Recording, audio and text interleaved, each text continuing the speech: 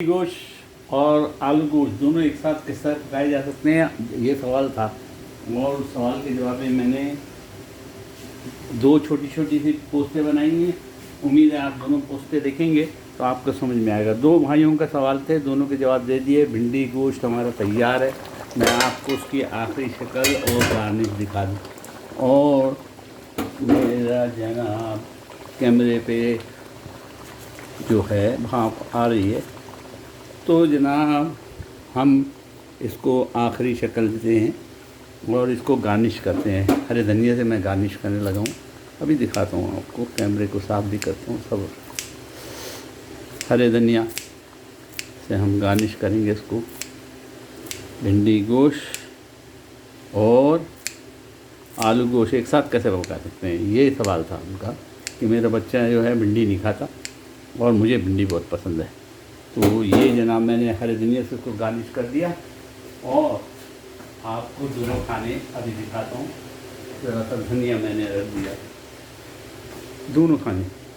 ये तो था भिंडी गोश्त, अल्हम्दुलिल्लाह हमारा तैयार हो गया। ज़बरदस्त हुआ है, खाने में ज़बरदस्त होगा, मज़ेदार।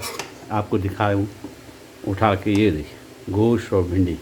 भिंडी का जब कलर चेंज हो जाए तो भिंडी हमारी पक गई, ग्रीन से लाइट ग्रीन हो गई तो हमारी भिंडी पक गई। और आलू गोश्त मैंने बता चुका, आप मेरी दूसरी पोस्ट में देखिएगा 2 नंबर पे स्टेज 2 में, कि मैंने इसमें से दोनों गोश्त को एक साथ पकाया था।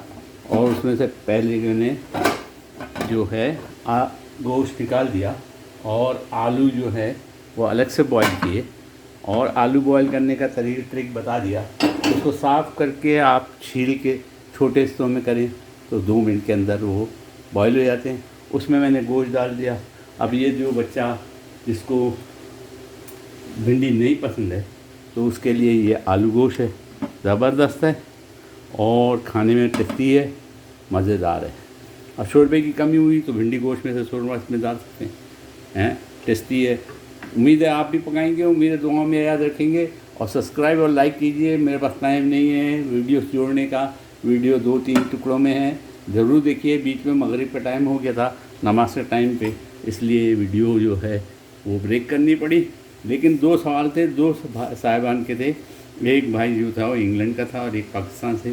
दोनों के जवाब मैंने दे दिए, पका के बता दिया, प्रैक्टिकल करके दिखा दिया। उम्मीद है आपको पसंद आएगा। शॉर्टकट में और ट्रिक के साथ कैसे पकाते हैं मैं इंशाल्लाह कोशिश करूँगा रेसिपी लिख दूँ। रेसिपी हम बहुत सारी लिखनी है, इंशाल्लाह दुआ करें, इंशाल्लाह लिखेंगे। मैं आपको अल्लाह के हवाले करता हूँ, दुआ में मुझे याद रखें।